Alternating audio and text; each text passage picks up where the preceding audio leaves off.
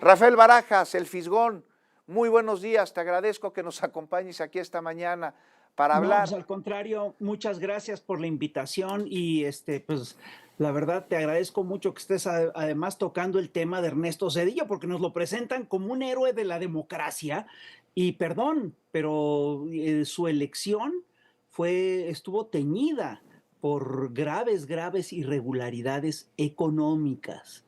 Fíjate, el neoliberalismo fue un proyecto que vino a acabar con lo que fue el Estado de Bienestar mexicano, que fue un proyecto que le dio estabilidad al país, un proyecto que surgió de la Revolución Mexicana y que ayudó a consolidar una nación que fue resolviendo problemas económicos de las mayorías y que fue prosperando poco a poco a todo lo largo del siglo XX. El neoliberalismo precisamente rompe con las lógicas del estado de bienestar e implanta un proyecto totalmente distinto, ¿sí? Que beneficia a los menos y castiga a las grandes mayorías empobrecidas del país. Cedillo se nos presenta hoy como un adalid de la democracia. Yo nada más quiero recordarte lo siguiente, durante décadas el PRI se mantuvo en el gobierno, se mantuvo en el poder a través de fraudes electorales, pero estos no se podían probar.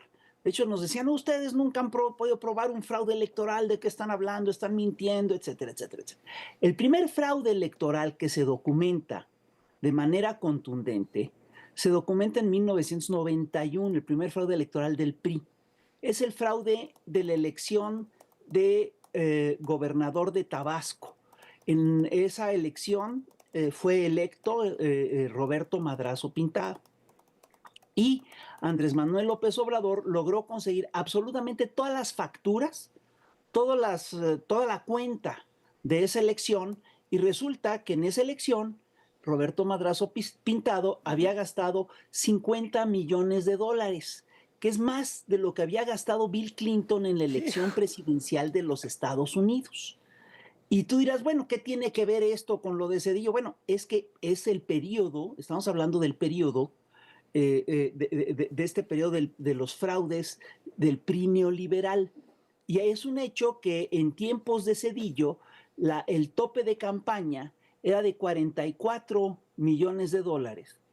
Y sin embargo, tenemos toda una serie de filtraciones, tenemos toda una serie de información que nos hablan de que Cedillo gastó muchísimo más en su campaña electoral, que rebasó varias veces el tope de campaña. De hecho, en una plática en Inglaterra, el propio Cedillo reconoció que la elección en la que él, mediante la cual él había llegado a la presidencia, había sido inequitativa. Él usó el término inequitativo. Ahora vamos a ver a qué se refiere con inequitativo. El tope de campaña era de 44 millones de dólares. Bueno, se supo por filtraciones que el entonces presidente Carlos Salinas de Gortari convocó a 25 empresarios, a 25 grandes empresarios, y a cada uno le pidió 25 millones de dólares. Eso solo te da la suma de 625 millones de dólares. ¿Cuántas veces es eso el tope de campaña? No, pues unas 15, más o Pues menos, sí, así, pero a además rápido, rápido. Oye, cómo rescatan a Cedillo? ¿Cómo pues se adelantan y lo trepan al altar cuando es a finales de octubre, principios de noviembre, cuando uno lo ponemos? ¿Qué intereses hay detrás? ¿Cómo empieza a publicar en una revista de Aguilar Camín? También tiene sus acercamientos con Krause. ¿Quién organiza? ¿A quién se le ocurrió que era buena idea tenerlo de mira, vocero? yo me imagino, no tenemos la certeza, pero yo imagino que se le ocurrió a Camín y a Krause. Y porque son los que armaron el discurso neoliberal durante largo tiempo. Entonces, es decir, el hecho de que haya publicado en Nexos y en Vuelta confirma un poco esa hipótesis. Ahora, es de veras un disparate absoluto, ¿sí? Que nos presenten a Cedillo como un prócer de la nación.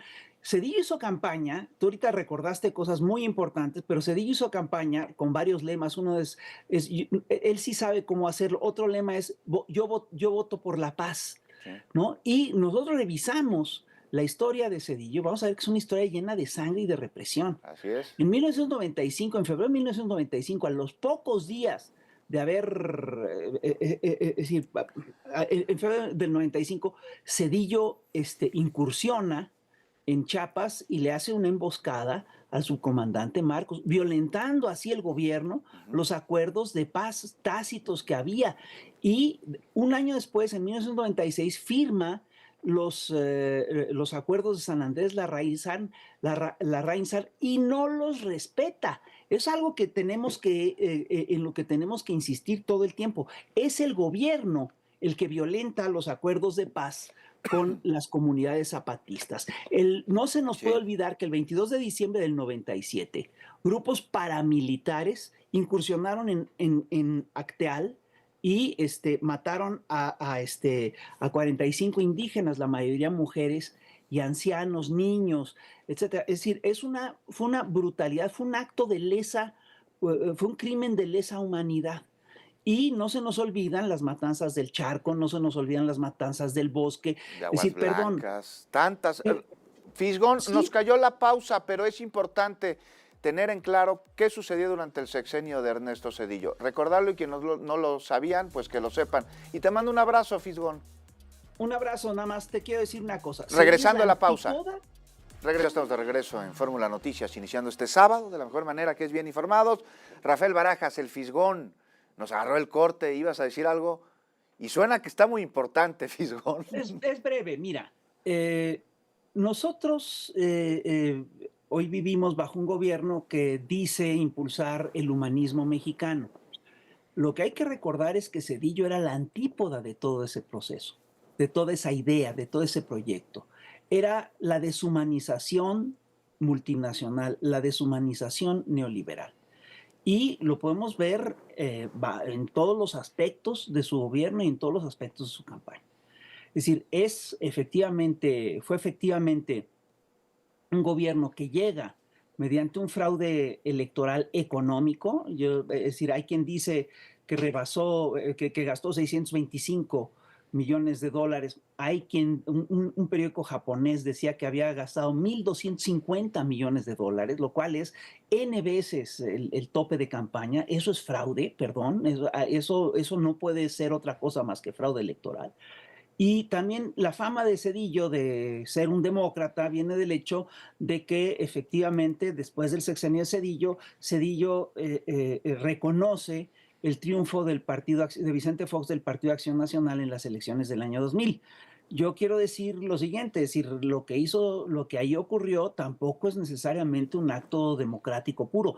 La campaña de Vicente Fox fue una campaña que estuvo marcada también por irregularidades muy severas, las cuales fueron documentadas en el asunto del grupo de los amigos de Fox.